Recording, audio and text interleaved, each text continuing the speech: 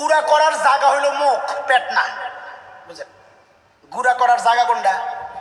আল্লাহ বানাইছেন একটা, এটাকে বলে ক্রাশ ইউনিট। গুড়া করার মুখ হচ্ছে জায়গা হচ্ছে মুখ। আমাদের বদ অভ্যাস হইল, বিশেষ করে দাওয়াতে টাওয়াতে গেলে সাবানি কি মহে দিয়া এই গালে একটা, যেটা না গিলে দিয়ে আবার আরেকটা দিয়ে কোন রকম পানি দিয়ে গিলে লাই বাড়ি নিল জায়গা। এতে করে হয় কি, আপনি যখন গুড়া করেন নাই, এটা যায় শুরুতে পাকস্থলিতে, একদম নিচে যে ভুঁড়ি আর আগে দিয়া পাকস্থলী, ওখানে যায়। তখন পাকস্থলীর কাজ হইলো হজম করা, গুড়া করা না। সে যখন গুড়া করা ছাড়া খাবারটা পায়, তখন সে গুড়া করা শুরু করে। তাহলে পাকস্থলীর কামদের দায়িত্ব পড়লো দুইটা, গুড়া করা, হজম করা। বেচারার কাম একটা, আপনি চাপাইয়া দিচ্ছেন দুইটা। তখন সে এটা গুড়া করতে করতে যেই হজমের সিস্টেমে যাবে, এর মধ্যে দেখে পটলা আরেকটা নামতাস, বুঝলেন? তখন আবার ওটা গুড়া করা শুরু করে, নিচেরটা হজম ছাড়াই জায়গা। তখন ওর থেকে বিষাক্ত তেল চর্বি তৈরি হয়, খাবার হজম হয় না, ভালো রক্তের সার্কুলার হয় না, নানান ঝামেলায় জড়ায়া যায় আমরা। এর চেয়ে উত্তম পদ্ধতি দুনিয়াতে আর হইতেই পারে না। আমি কিছু উদাহরণ দিলে আপনারা বুঝবেন। দেখেন, এখন ওই যে বিভিন্ন বুড়াদের গিরায় গিরায় ব্যথা, কোমরে ব্যথা, তো ডাক্তারের কাছে গেলে ডাক্তাররা বলে এক সময় আপনি খুব দৌড়াদৌড়ি করছেন, ক্ষয় হয়ে গেছে। মানুষ এখন শুধু জগিং করে, দৌড়ায়। রাস্তায় বিদেশে গেলে দেখবেন সকাল নাই, দুপুর নাই, রাত নাই, কেউ না কেউ দৌড়াইতেছে, জগিং করতেছে। এখন ডাক্তাররা নতুন করে কি বলা শুরু করছে? ডাক্তাররা বলা শুরু করছে যে খুব স্পিডে দৌড়ানো যাবে না, তাহলে হাড় ক্ষয় হয়ে বার্ধক্যে গেলে এটা অনেক কষ্টের কারণ হবে। আবার একদম ধীরে ধীরেও চলা যাবে না, তাহলে শরীরের চর্বি গলবে না। একটু স্পিডে চলা। হ্যাঁ, 1400 বছর এটাকে ওরা নাম দিয়েছে ব্রিক্স ওয়াক।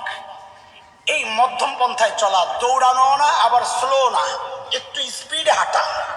আল্লাহু আকবার। 1400 বছর আগে কোনো গবেষণা ছাড়াই আমার নবী চলতেন। সাহাবায়ে কেরাম বলেন যে নবী যেন উপর থেকে নিচের দিকে, ঢালের দিকে যাইতেছেন, নবীর হাঁটাটাও ছিল একটু দ্রুততার সাথে, সেটা দৌড়ানো না আবার স্লো হাঁটাও না। 1400 বছর পর চিকিৎসা বিজ্ঞানীরা বলছে চলার মধ্যে সবচেয়ে উত্তম পদ্ধতি এটাই। ডাক্তাররা এখন বলছে কি, ঘুমের সময় ব্রাশ করেন, ঘুম থেকে উঠে ব্রাশ করেন। কেন? মুখ হচ্ছে শরীরের প্রবেশদ্বার, শরীরের যা কিছু ঢুকে মুখ দিয়া। এখন মুখ যদি ময়লা থাকে, আপনি ভালো ফ্রেশ খাবার খাইলেও দরজায় যদি ময়লা থাকে, ঢুকার সময় ময়লা ভিতরে যাবে না? মুখ যদি ময়লা থাকে, ফ্রেশ খানা খাইলেও ভিতরে ময়লা যায়, পয়জন তৈরি হবে, সেখানে ব্যাকটেরিয়া তৈরি হবে। তো ডাক্তাররা বলে ব্রাশ করে ফ্রেশ করো। আম্মা জান আয়েশা বলেন নবী যখন ঘুমাইতে যাইতেন ব্রাশ মিসওয়াক করা ছাড়া আমার নবী ঘুমাইতে যাইতেন না। কোনটা বলবো বলেন? যারা ডায়েট কন্ট্রোল করে, এই পোলাপানি এখন তো খুব ডায়েট কন্ট্রোল, না খায়া হুগায়, এটা রেকর্ড ডায়েট কন্ট্রোল। আমেরিকার বিজ্ঞানীরা, চিকিৎসা বিজ্ঞানীরা স্টিকারের মতো বানাইছে, কিছু পরামর্শ দিছে যারা স্বাস্থ্য নিয়ন্ত্রণ করতে চায়, ওজন কমাইতে চায়। তো ওখানে লেখছে কয়েকটা পদ্ধতি, পরামর্শ। এক হলো ব্যায়াম করবে, ব্যায়াম দৌড়াদৌড়ি করবে। 2, জিমে যাবে, জিমে ওই যে ভারী জিনিস উঠাবে নামাবে, এগুলা জিম। বুড়ারা নাও বুঝতে পারেন, জিম। ব্যায়ামের ঘর আছে আলাদা, আপনারা তো বস্তা ওটা, এটি হইলো আগেরকার জিমের সিস্টেম। এখন যায় লোহা ওড়ায়, ব্যায়াম করে, হুইয়া হুইয়া কি করে না করে, বেড়া বেড়িয়া খাবে। এটা একটা পদ্ধতি। আরেকটা পদ্ধতি হচ্ছে ওষুধ খাওয়া, ওজন কমানোর জন্য। আরেকটা পদ্ধতি হচ্ছে খাবার নিয়ন্ত্রণ করা। এরপর ডাক্তাররা লেখেন এই 4টা যদি কেউ না পারে, তার জন্য পঞ্চম পদ্ধতি। বলে এই 4টা পারবে না কেন? এই যে আমি পারবো না, ব্যায়াম করার সময় আমার নাই, জিমে যাওয়ার প্রশ্নই আসে না, সবকেই যাওয়া কষ্ট হয়ে যায়, পড়াইতে যাও, জিমে যাবো কোন সময়? আর আমরা জিমে গেলে আমাকে দিয়ে তাকায় তাকায় হাসবো, হুজুরও জিমে আইছে, হুজুরের তো শরীর নাই, এরা প্লাস্টিক। খাওয়া নিয়ন্ত্রণ সম্ভব না। কেন? গেলে যদি কয় হুজুর এই মুরগাটা আম্মায় পালছে আপনার লেগা, তো না খাই কেমনে কোন? আপনি সব জায়গায় গেলে তো এই একই কথা, জোর করে খাওয়াইতে খাওয়াইতে পেটটারে বড় করছে, এর জন্য দায়ী আপনারা। খাইতে চাই না। তো এখন দেখলাম যে আমেরিকার ওই ডাক্তারদের পরামর্শ, যে এই চারটার একটাও আমার দ্বারা সম্ভব না। তো তারা নিজেরাই লেখছেন যদি কারো এটা সম্ভব না হয় তার জন্য পঞ্চম অপশন, সেটা কি এটা শুনেন। তাদের পরামর্শ হচ্ছে সে যেন ভালো করে চাবায়া চাবায়া চাবায়া চাবায়া ধীরে ধীরে ধীরে ধীরে খায়। কেন এটা বুঝেন? কেন? ক্রাশ ইউনিট, গুঁড়া করার জায়গা হইলো মুখ, পেট না। বুঝেন? গুঁড়া করার জায়গা কোনটা? আল্লাহ বানাইছেন একটা, এটাকে বলে ক্রাশ ইউনিট। গুঁড়া করার মুখ হচ্ছে জায়গা হচ্ছে মুখ। আমাদের বদ অভ্যাস হইলো, বিশেষ করে দাওয়াতে টাওয়াতে গেলে সাবানি কি মহে দিয়া এই গালে একটা, যেটা না গিলে দিয়ে আবার আরেকটা কোন রকম পানি দিয়ে গিলে লাই বাড়ি নিল জায়গা। এতে করে হয় কি, আপনি যখন গুঁড়া করেন নাই, এটা যায় শুরুতে পাকস্থলিতে, একদম নিচে যে ভুঁড়ি আর আগে দিয়া পাকস্থলী, ওখানে যায়। তখন পাকস্থলীর কাজ হইলো হজম করা, গুঁড়া করা না। সে যখন গুঁড়া করা ছাড়া খাবারটা পায় তখন সে গুঁড়া করা শুরু করে।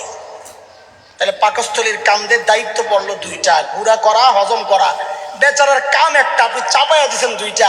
তখন সে এটা গুঁড়া করতে করতে যেই হজমের সিস্টেমে যাবে, এর মধ্যে দেখে পটলা আরেকটা নামতাছে। বুঝেন? তখন আবার ওটা গুঁড়া করা শুরু করে, নিচেরটা হজম ছাড়াই যায় না। তখন ওর থেকে বিষাক্ত তেল চর্বি তৈরি হয়, খাবার হজম হয় না, ভালো রক্তের সার্কুলার হয় না, নানান ঝামেলায় জড়ায়া যায় আমরা। কারণ একটার দায়িত্ব আরেকটারে দিছি। চাবানোর দায়িত্ব ছিল মুখের, আমি দায়িত্ব দিছি পাকস্থলীকে। এগুলো এক সমস্যা। দ্বিতীয় সমস্যা বুঝেন, এটা বেশি ভালো সমস্যা। সেটা হলো আমার শরীরের চাহিদা আছে একটা, এই চাহিদার বেশি খাবো, এটা আমার জন্য অস্বাস্থ্যকর হবে। পাক যন্ত্রের মধ্যে পাক হবে না। আপনি বলেন না ডেকের মধ্যে পুরা বইরা বইরা চাইপা চাইপা চাইল দিয়া যদি চুলার উপরে বসান, তো দেখা যাবে নিচে দিয়া পুইরা গেছে, উপরে দিয়া কাঁচা রইছে, মাঝখানে কিছু সিদ্ধ হয়েছে, এক একটার এক এক অবস্থা, খাবারটা ঠিক হয় নাই। পাকস্থলীর মধ্যে যখন এরকম যাইতা যাইতা ঢুকাইবে, তখন ভেতরটা নষ্ট হয়ে যাবে, হজম হবে না, নানান সমস্যা দেখা দিবে। এখন আপনার শরীরের চাহিদা হইল আধা কেজি, কথার কথা। আপনি খাইতেছেন খাইতেছেন খাইতেছেন, খাইতে খাইতে গলার এই পর্যন্ত আয়া পড়ছে।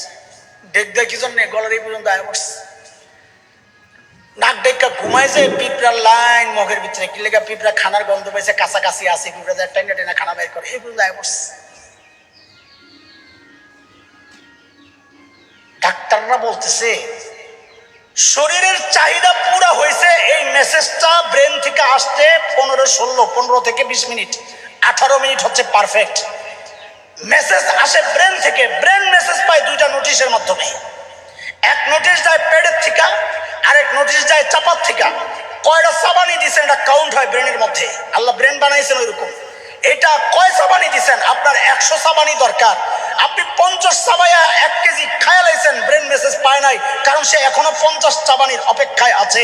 আর হইল পেটটা ভৈরা, উপরের যে চামড়াগুলো আছে, এখানে বিভিন্ন বিভিন্ন ছোট্ট ছোট্ট এই অংশ একটার সাথে আরেকটা লাগা, পেটটা ফুলে গেলে এগুলো একটার সাথে একটা লেগা মাথায় মেসেজ আসতে আসতে যে আপনার পেট ভরছে, এই খবরটা মাথা পর্যন্ত যাইতে যাইতে 18 থেকে 20 মিনিট লাগে।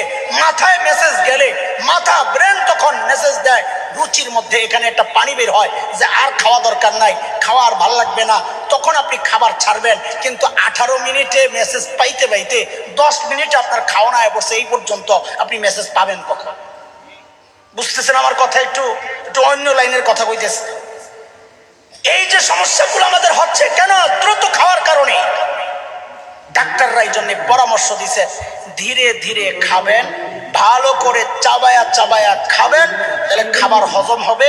শরীরের চাহিদা যতটুকু দরকার, শরীর মেসেজ পায়া আপনাকে বলবে আর খাবা না। ধীরে ধীরে খাইলেও এই মেসেজ আসে, দ্রুত খাইলেও এই মেসেজ আসে না।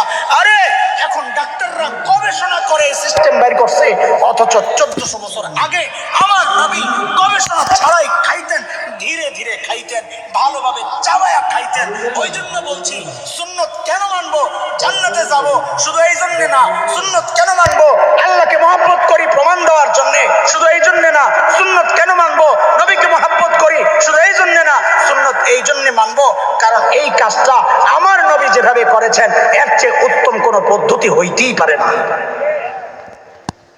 সুন্নত যদি মানি তো আল্লাহ বলেন ইউহিব্বুকুমুল্লাহ, আমি তাকে ভালোবাসবো। আচ্ছা আপনারা বলেন সন্তানকে ভালোবাসেন কি বাসেন না? আপনার সন্তানকে যে আপনি ভালোবাসেন, আপনি আগুনে ঝাঁপ দিতে দিবেন সন্তানকে না জড়ায়া ধরবেন? তা আল্লাহ যদি কাউকে ভালোবাসে আল্লাহ তাকে গুনাহ করতে দিবেন না, আল্লাহ তাকে আটকায়া দিবেন।